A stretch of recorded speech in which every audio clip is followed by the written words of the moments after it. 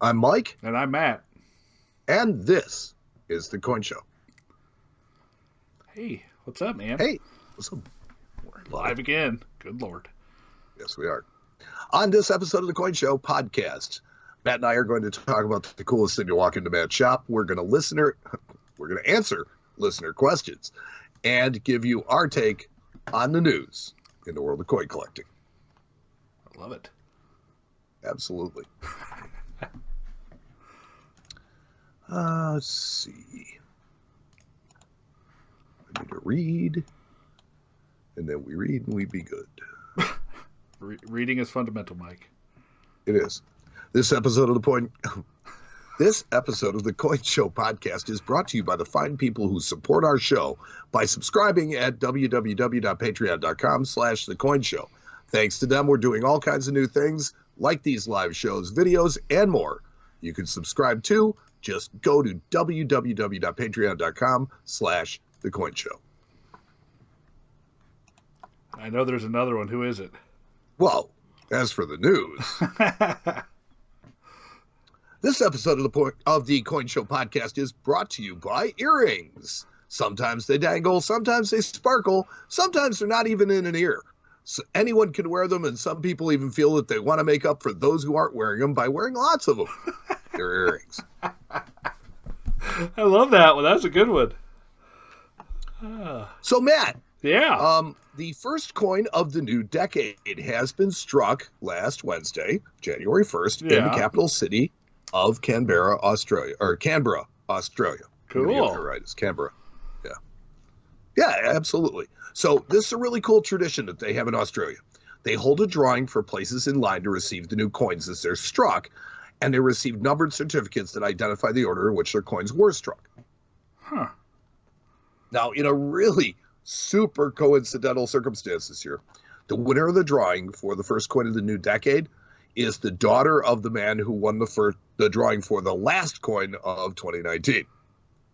Wait, so they have a last coin drawing and a first coin drawing and father Well, and if you're daughter? going to do the first, you might as well do the last. And yes, it was a father and a daughter. Huh. Yeah. That's kind of cool. Yeah, it's kind of a coincidence, I think. I hope. Huh. Yeah. So he has the last coin struck of the last decade. She has the first coin struck of this decade. Well, that's pretty cool. Yeah. So this year's coin is themed Eureka, Australia's Gold Rush, the last in a three-year theme celebrating Australia's colonial currency. Give me just a second. God, Oh, boy. no cough button on this machine. I'm sorry. All right, so this is the last in a three-year theme celebrating Australia's colonial history. It joins 2019's theme, The Bold, the Bad, and the Ugly, Australia's Wild Colonial Bushrangers, and the 2018 coin themed Rascals and Ratbags, Australia's convict era. You gotta love those Aussies. You gotta man. love them. They're just like right out there. That's good. So unlike many of the commemorative coins released these days, these coins are actually legal tender in Australia. Huh. Well, that's cool. Right. You know, a lot of the commemorative coins and stuff like that, they're made for like the Isle of Man, Niue, and it's like, and they're not worth anything. Or it's like America's hat where they issue them, they put a denomination on them, and then they say they're not legal tender. Yeah, right. That's good. Speaking of fresh 2020 coins, this year's Native American dollar coin features Elizabeth Petrovich. Now, although not struck for circulation, the new dollar coins honor Ms. Petrovich's contribution to Native American civil rights. She championed the first anti-discrimination law in the United States of any kind. And it was her impassioned plea before the Alaskan Territorial Senate in 1945 that was credited as the tipping point for the cause. Oh, that's cool. Yeah, her words to the Senate were, and I love this, I would not have expected that I, who am barely out of savagery, would have to remind gentlemen with 5,000 years of recorded civilization behind them of our Bill of Rights. Ouch. It was very pointed. And that's 1945. So that was it was the last testimony to be heard before the Senate voted. And like I said, it's thought to have been the tipping point. Ms. Peratrovich died in 1958 at the age of 47. But in 2019, the New York Times added her obituary to their Overlooked No More series. And now she's on a coin. Huh. Cool. Well, there you go. Yeah. I like it when there's actual meaning behind stuff. You know, we beat on the dollar coins and why they make them and stuff like that. But at the end of the day, I really like what they're doing with the program right now. Yeah. You know, in the fact that they're using it to honor Native American events, which have largely gone either uncelebrated or completely unknown. Right. I think it's part of our culture. We need to accept that. Yeah. No, I like it. In other dollar coin news, my question about the reverse proof American Innovation dollars has been answered. So the reverse proof of the New Jersey American Innovation dollar coins are now available in 2020. They go on sale tomorrow. 2019 coins now on sale in 2020. Wow. Mintage was limited to 75,000 coins. I sincerely doubt there will be demand for that many of these coins, especially not at $11.50 a piece. No, I highly doubt it. But yeah, that's weird. They don't do that very often. No, and you know, I see when they put stuff on sale and they carry it over into the next year. Right. But actually offering the previous year's, you know, it's like, come on, let's get with it. Let's put the stuff together a little earlier in the year. You had countless months. 12 of them, to be exact. Not countless. Okay, maybe not countless. But... Next year's commemorative coin has been signed into law. Uh-huh. The National Law Enforcement Museum Commemorative Coin Act provides for the typical 50,000 gold coins, 400,000 silver dollars, and 750,000 clad halves. Now, I will step out on a limb and make a prediction on this coin. I predict popularity within the law enforcement community. Oh, sure, yeah. Big, you know, risk there, right? But I think the families of which, given their sheer numbers, should sell out all the options. I would think so. I would definitely think so. I mean, there's a lot more than 400,000 police officers in our country. Absolutely. So. Well, I'm thinking of just the 750,000 clad halves. Right. Even that, there's over 1 million police officers in this country. Think about all the family and stuff like that. So yes, absolutely. I see the commemorative half as maybe like a challenge coin or something like that. Ooh, yeah, that's not a bad idea actually. Yeah. Kind of like that. Huh. Full of all kinds of things lately.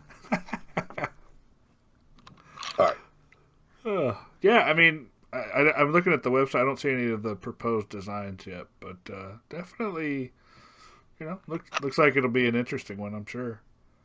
Yeah, absolutely. Now it's time for one of my favorite things that we do all year. It's time to guess where the new national park quarters are from.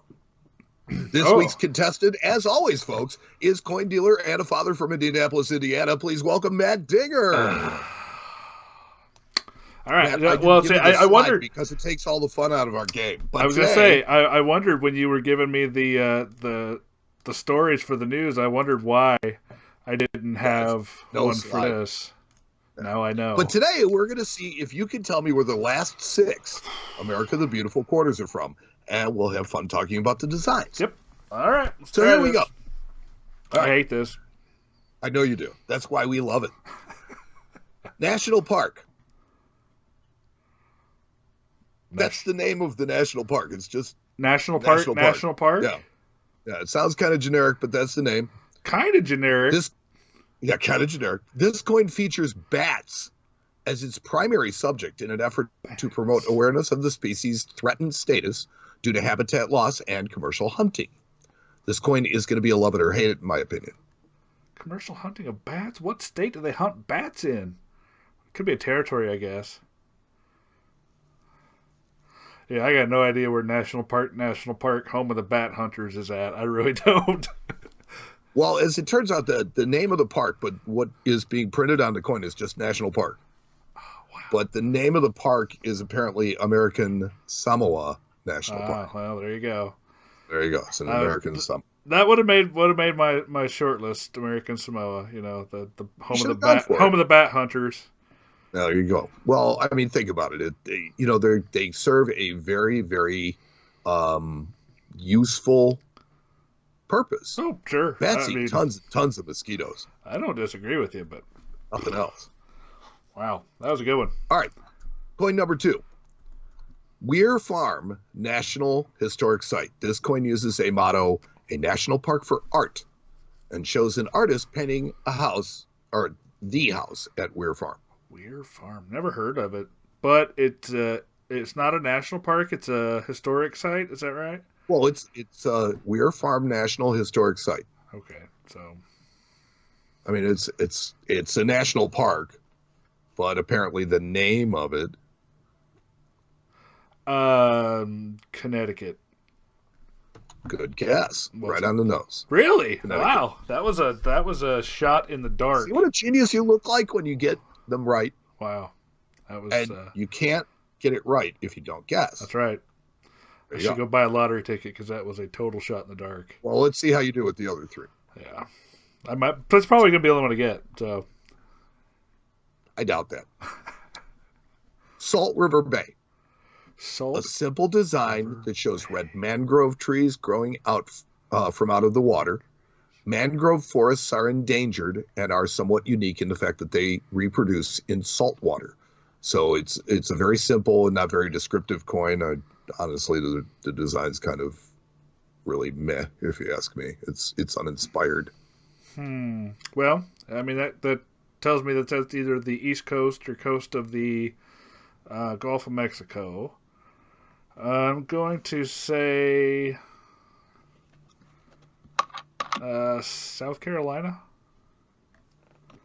U.S. Virgin Islands. Oh, well, there you go. Forget about the territories. Yeah, well, they have mango trees too, I guess. Yes, they do. All right, so mangrove trees, not mango trees. Mangrove, yeah, that's what I said. Oh, okay. I'm sorry. I thought you said mango trees. No. All right. Marsh Billings Rockefeller National Historic Park. Rockefeller. They're going to run out of room on this thing. Rockefeller, I mean, when you say Rockefeller, I immediately think of, like, New York City, the Rockefeller family. That would be, I guess I'm going to say New York. That would be wrong. Yeah. The motto land stewardship is primary in this design as it shows a young girl planting a Norway spruce tree at the foot of an established tree, completing the life cycle of the forest. Marsh Billings Rockefeller National Historic Park is in Vermont. Cool. See? Very close to New York. Yeah, right next door. General area. Right next door. Yeah. Rockefeller had those tentacles reached out quite a ways. I don't disagree, but that's just what I thought of. So sure, absolutely, that's where I would have gone. All right, so for the last 2 of 2020, Tallgrass Prairie National Preserve. This coin's primary subject is a butterfly fluttering through the grasses. I mean, it's got to be somewhere in the plains. Nebraska. It's the last one for 2020. Nebraska. You're close. Kansas. There you go. Kansas that was it. See, I told you you'd get another one. Yeah. And then for 2021, there is going to be a single, it's really well thought out, a single coin made in 2021, and it'll be produced for, I want to say 2 months, 2.5 months, whatever they make these for. 3 months. No, because there's 5. Somewhere in the 2.5 months run. And then for the rest of 2021, they will have a design with Washington crossing to Delaware. So that'll be 80% of the year. 20% of the year will be this one, featuring the Tuskegee Airmen. So featuring the motto, they fought 2 wars. The Tuskegee Airmen National Park Quarter will be the only America the Beautiful park issued in 2021. Ooh, it's a tough one. I mean, Tuskegee Airmen, that's obviously a World War II reference, but I'm trying to think where they were out there in the Pacific.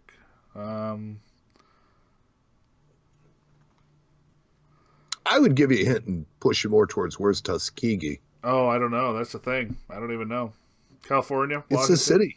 Is it? Wow. No, I don't know. I don't know that one. Alabama. Alabama. Roll damn Tide. I see. I didn't know that one. Cool. Yeah.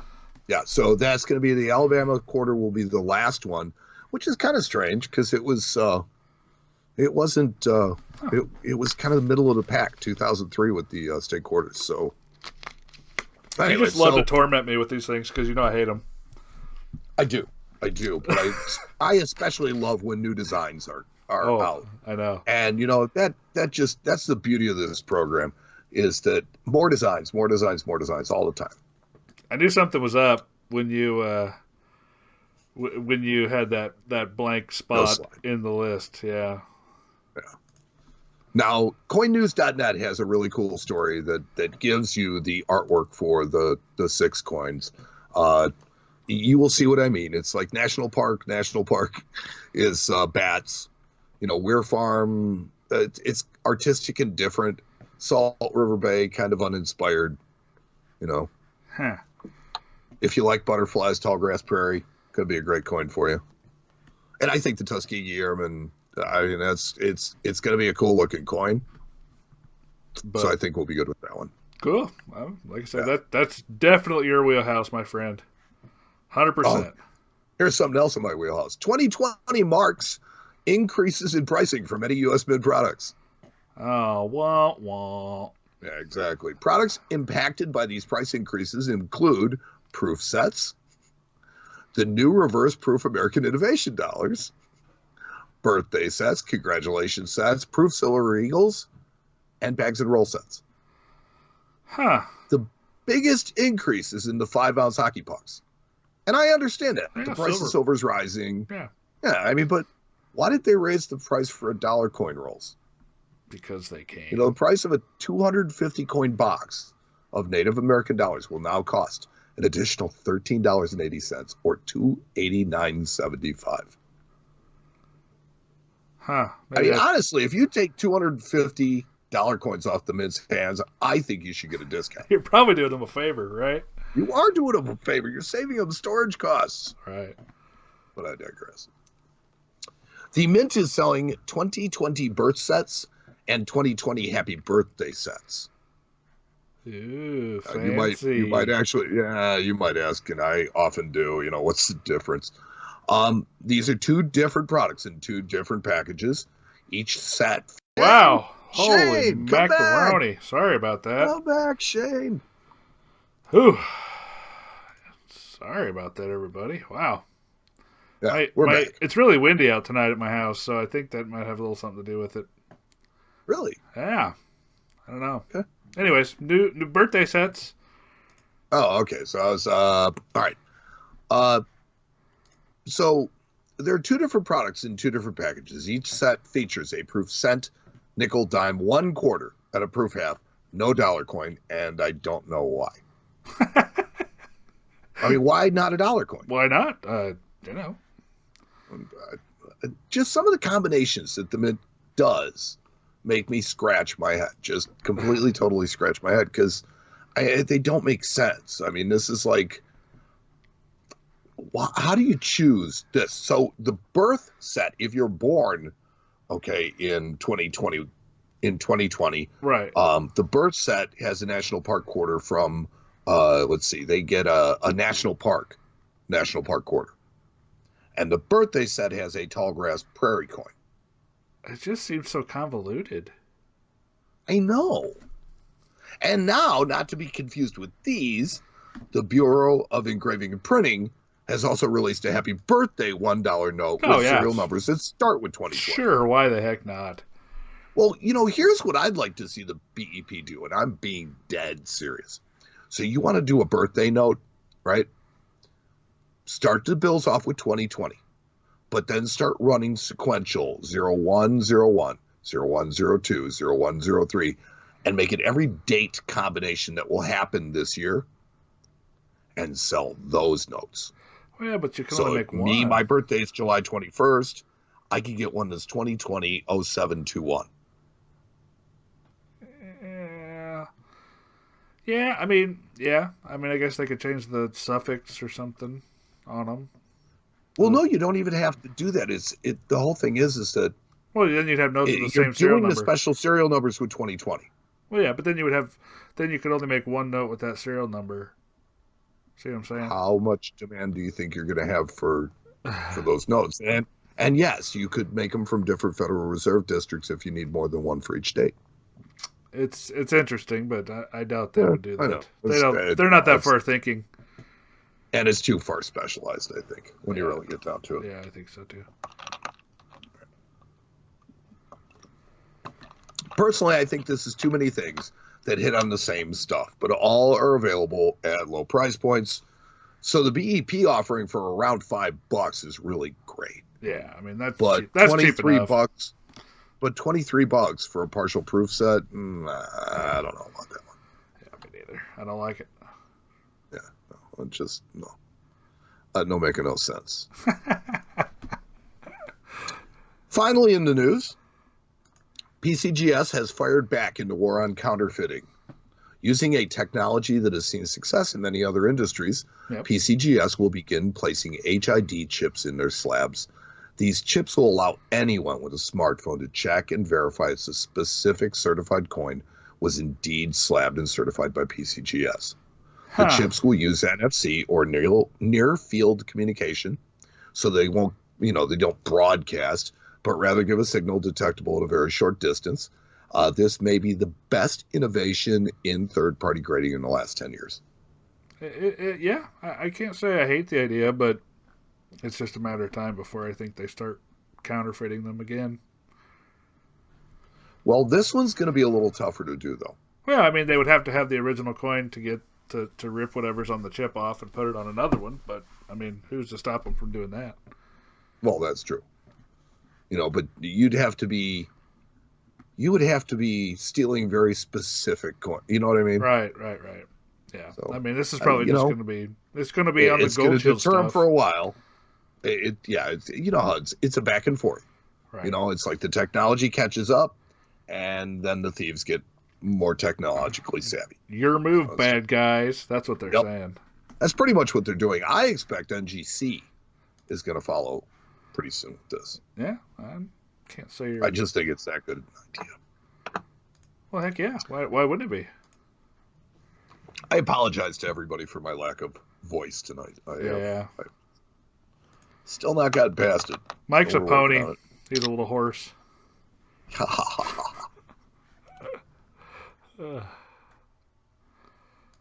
Little horse. I like that one. At least you're not worried about me every time I cough this time. That's true, yeah. Last show, yeah. Last show, I thought you were going to die.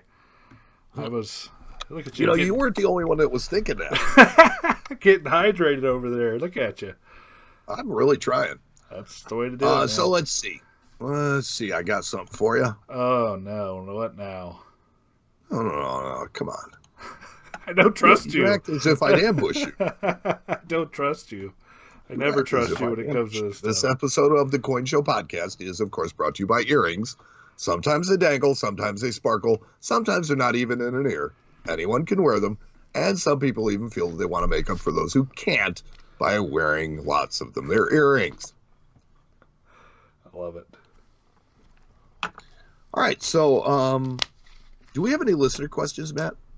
I have not solicited for any, but we do have some people watching right now, so maybe we can ask those folks. Well, maybe we can solicit some questions from them. In the meantime, I did get an email at questions@coinshowradio.com. Nice. What do you got? Asking me a question other than from that foreign king and let's see, what was the other one I keep on getting? People that want to do our SEO.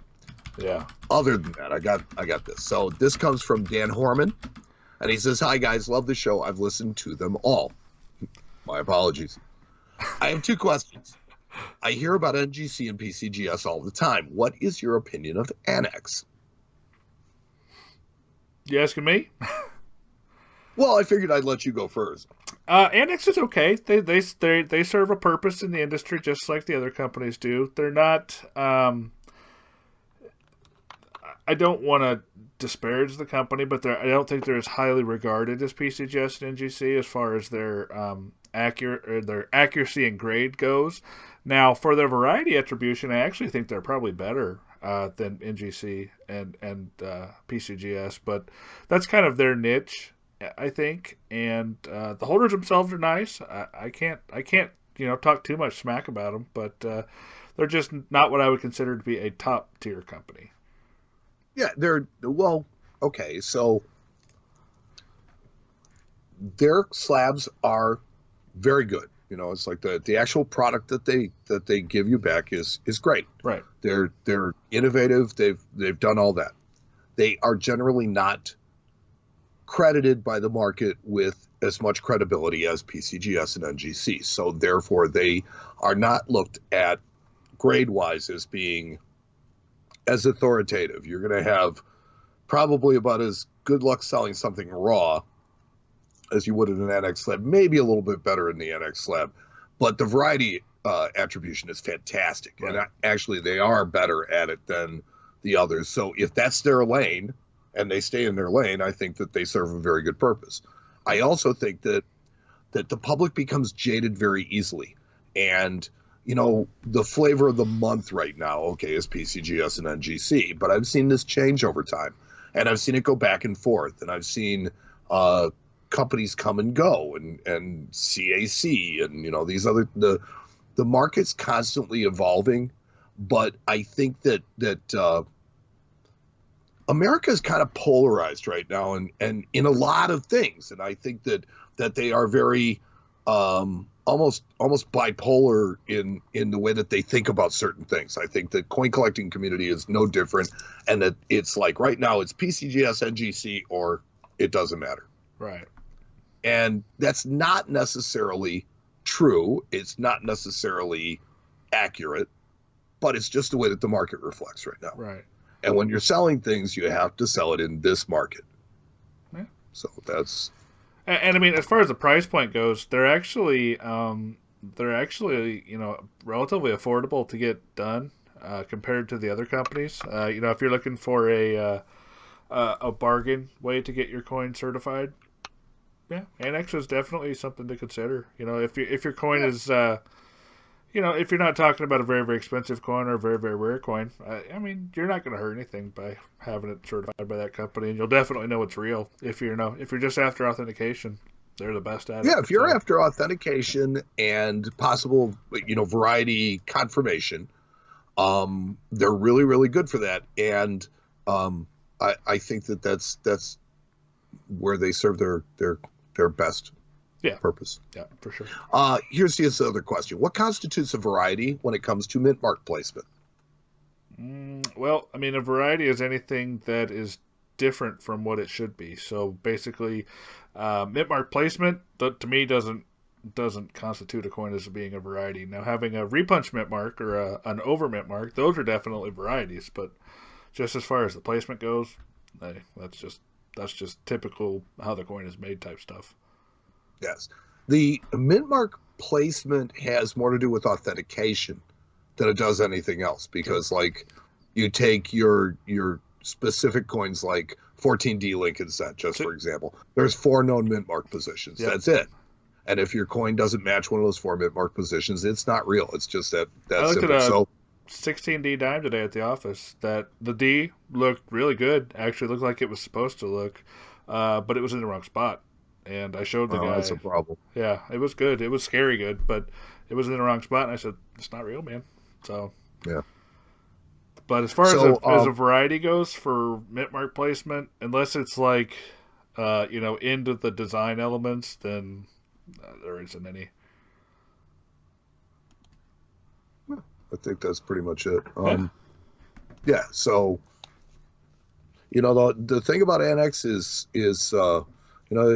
if you want a coin to just be attributed and protected for all time, and certified as to what variety it is, it's a really great way to get it done, and the coin in the slab is definitely going to be protected a little better. Yep, for sure. Not tremendously, but a little bit. We got any listener questions from Facebook? Doesn't look like it. Looks like everybody's just hanging out listening tonight, so it's all right. Well, that's okay. I'm getting ready to. I'm tired. I gotta go to bed here shortly. I gotta hop on an airplane tomorrow and go to Orlando to the fun show. So. Yeah, he's going to Florida. Let's hear it. Wah, wah. Hey, it's work. It's work first and foremost. Then there's a little fun involved. But No, there's a lot of fun involved. I'm stoked, man. I'm ready to get down there and Called the Fun Show. well, Florida A lot of fun. United Numismatist, but it's the biggest show in the country. I mean, it's It is a cool show. if you have a chance You to get to go, see I Randy suggest it. Campbell when you're down there. I get to see a lot of people when I'm down there, Yeah. so that's why I like going because I get to see all the coin folks and buy stuff and sell Ooh, stuff. you know who I just saw that you might just thought of that you might see is Coin Show or Coin Talk Doug. Coin Talk Doug, maybe He's from Florida. it's quite I don't know possible. if he's going to. Yeah, I don't know if he's going to Fun or not. I'm But doing a lot of the pre-show stuff, so I may not even actually make it to the floor. We're kind of hitting the hotel rooms and conference rooms and trashing him. pre-show stuff. Yeah, throwing TVs out the window, the 14th There you floor. go. You know how it goes. You know, it's funny that you mentioned that because I was actually privy to a trip when I was at Foot Locker. They took us for the 100th anniversary of Woolworth down to the Disney Resort, and some dumb jerk threw a TV out the window. I never heard of anybody doing that before. You're the first person that's ever mentioned it since. That's hilarious. That's all right, but yeah, I mean, us coin dealers, yeah, that's really how we party. Okay, maybe I should steer clear of that. No, it's not. Let's see if I can We stay find up any late. other questions? We buy coins all day. We stay up late working them up. We get up early and start selling them. That's about how we roll. Well, what about the drinking? Depends on if the work's done or not. You don't get to go hang out until the work's done. At least not us. So, Well, you're a slave driver. something. Got to pay for the trip somehow, buddy. Yeah. Well, okay. Yeah, no, I think, let's see. Oh, cool. Well, Looking for any other questions. that's all right. No, I think that's it for questions. Cool. Um, okay. So, So, yeah.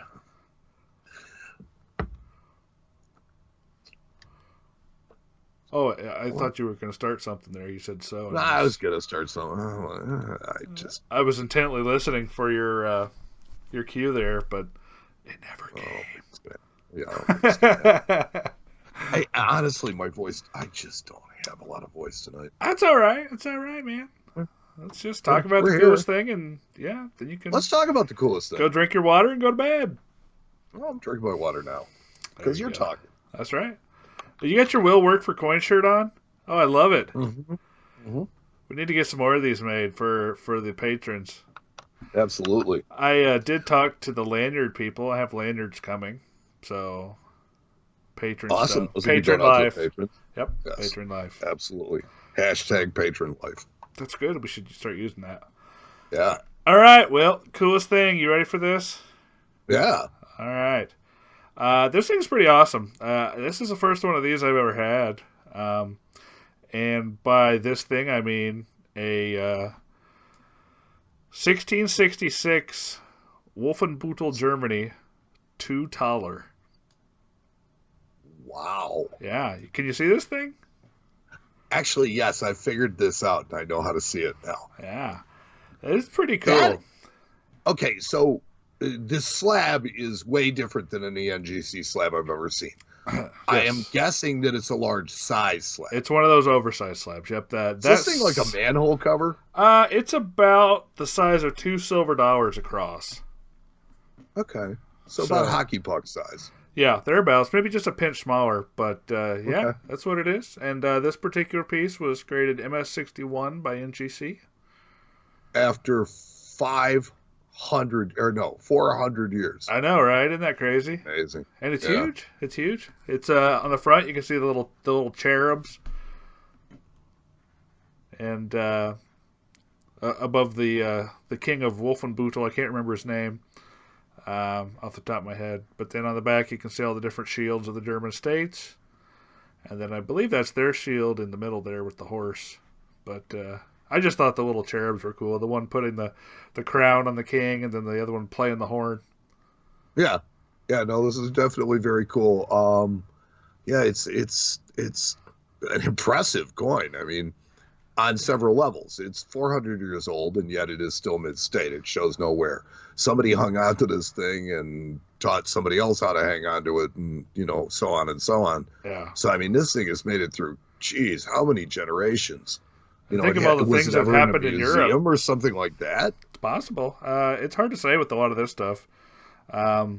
It's kind of sad to think about, but actually a lot of stuff in Europe was liberated during World War II, and I say liberated, but was actually removed from museums, pilfered, collections, pilfered. So you see a lot of that kind of stuff. Yeah.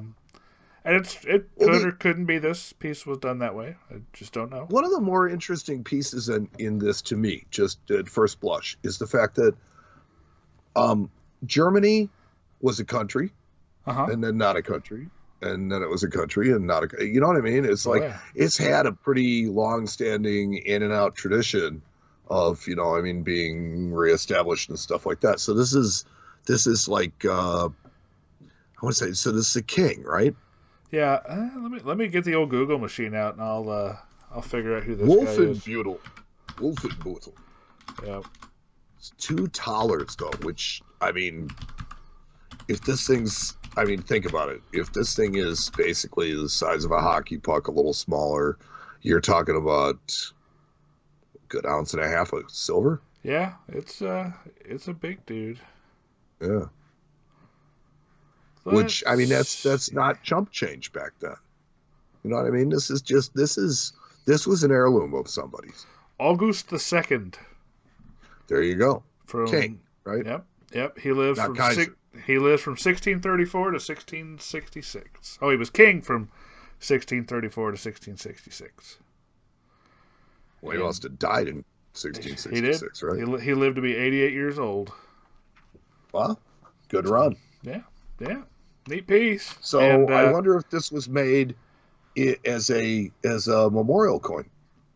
I'm sitting here reading about it here. Possibly it doesn't say specifically that it was. It just talks about his 88th birthday.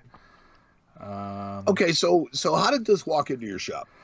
A guy that I dealt with many, many years ago. Just I hadn't seen him in a long time, and by a long time I mean like 2 years. Just showed up one day and said, "Hey, I have this coin. I don't really need it. Would you like to make an offer on it?" And we did. So. Was it already certified? It was. Yep. It's been certified for probably 4 or 5 years because I can remember seeing it with him from that long ago. So. Slab about this big? Yeah, it's pretty good size. I mean, it's. Let me get myself back up here, and we can. Let me get back here. Yeah, it's probably probably about that big. It's good size. Yeah, we can do that now that we have video. I know, isn't that funny? So yeah, but yeah, context. Yeah, we bought it, and then I am delivering it to who I sold it to in Florida. So nice.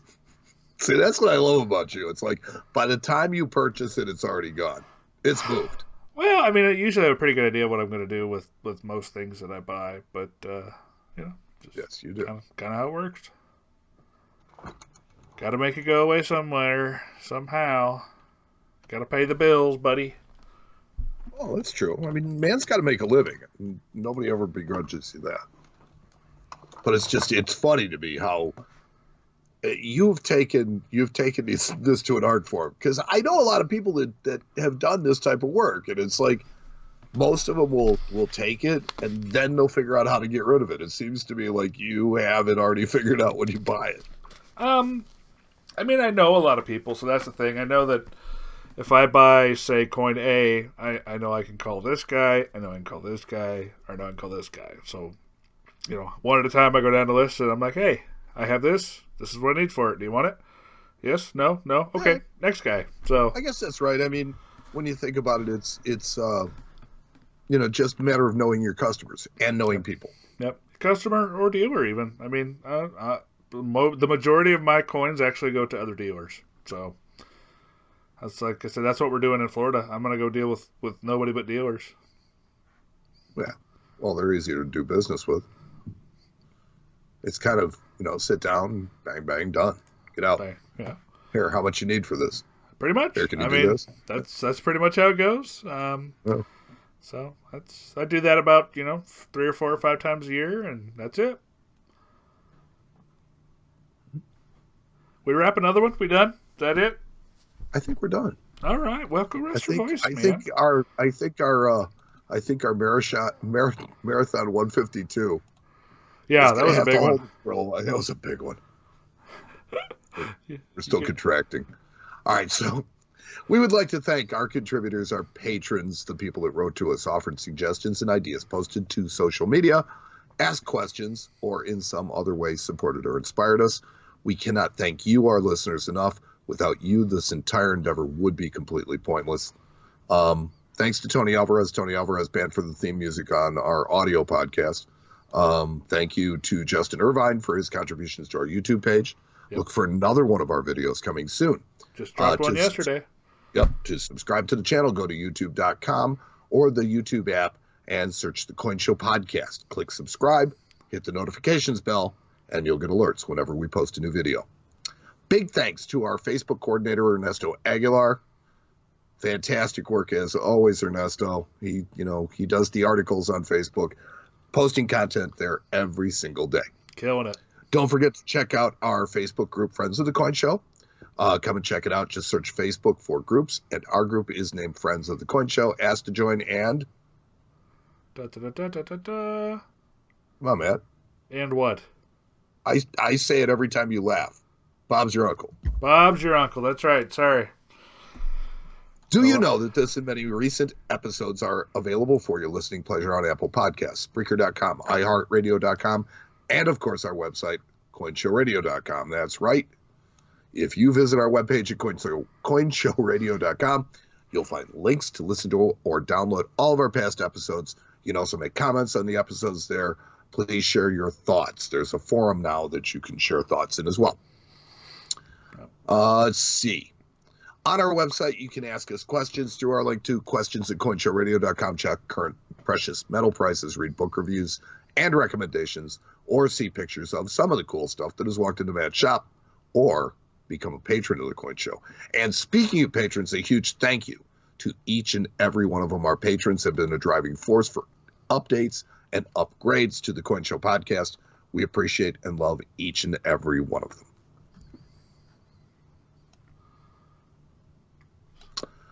So for the Coin Show. Yeah.